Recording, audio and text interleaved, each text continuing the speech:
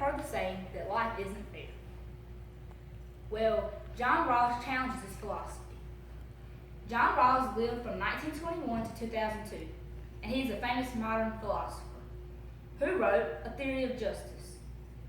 A Theory of Justice included the original position and the veil of ignorance. He suffered tragedy at a very young age.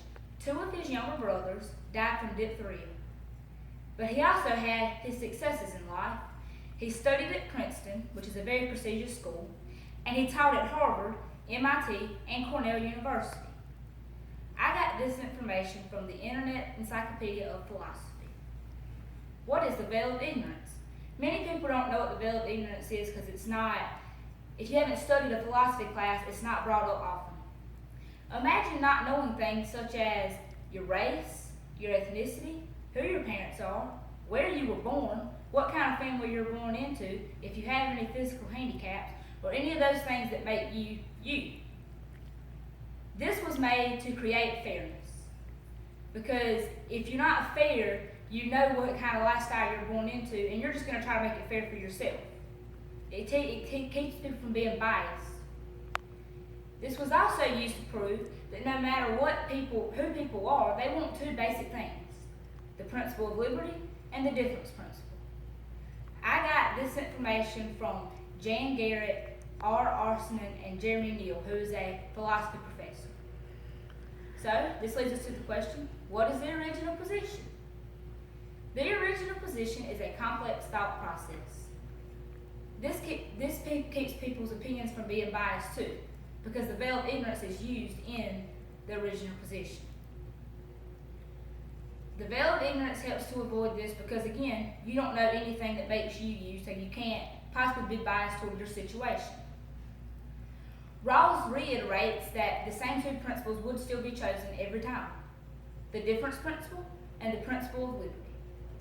The difference principle is where we attempt to make people who aren't as well off as good as we can. We make them as well off as we can. For example, if the poor people are hungry and they don't have somewhere to live, since we have these necessities, we do our best to make sure that they have somewhere to live and they don't go hungry. The principle of liberty. Liberties are supposed to be as good as they can for everyone. They're supposed to be fair for everybody. You can't just do what benefits the rich and leave the poor out in the cold. Everyone should have certain basic liberties.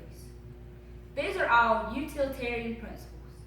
A utilitarian believes that we should do what benefits the whole group instead of a singular person or a small group of people.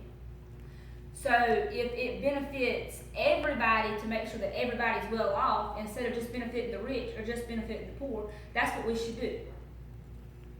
I got this information from another video from Jeremy Neal, who is a philosophy professor, and Alyssa Bernstein, who wrote an article on the original position. What are some benefits of knowing who John Rawls is, what the original position is, and what is the veil of ignorance? There are a few benefits for this, but I'm only going to give you two. One benefit is that you can see how other people feel and you can put yourself in their shoes. If you weren't who you are and you didn't have what you have, would you still have the same feelings toward how life should be? Or would you want it to be the best that it could be for you too? Most people would want to do what was best for everyone, because if they were on the flip side, they surely wouldn't want to be the ones left out in the cold. Another benefit would be knowing who John Rawls is, having some background information, because generally if you don't take some kind of philosophy course, you don't know who he is and you don't really know what he does or what his ideas are. John Rawls shows ways in which life could be more fair. Do you agree with his ideas?